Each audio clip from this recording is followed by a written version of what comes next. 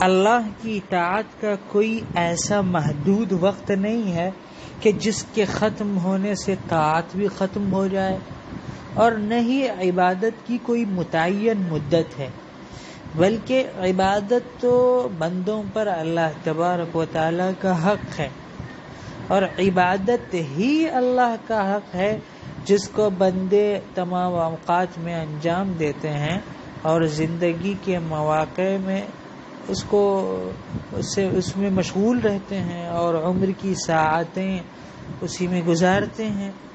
چنانچہ وہ بندہ جو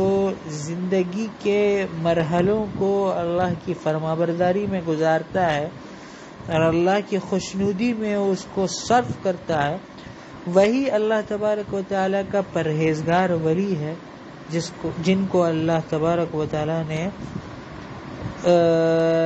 بڑے عظیم اجر و ثواب اور بے انتہا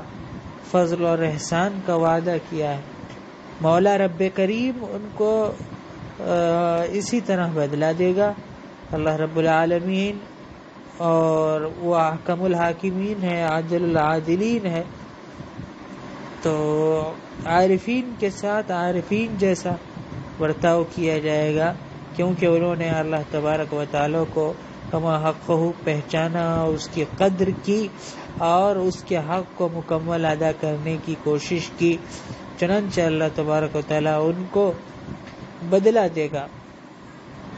اور ان کو ایسے انعامات سے نوازے گا جس کا تصور نہیں کیا جا سکتا، نہ اس کو آنکھوں نے دیکھا ہوگا، نہ کانوں نے سنا ہوگا، نہ کسی انسان کے دل پر اس کا وہم ہوا ہوگا،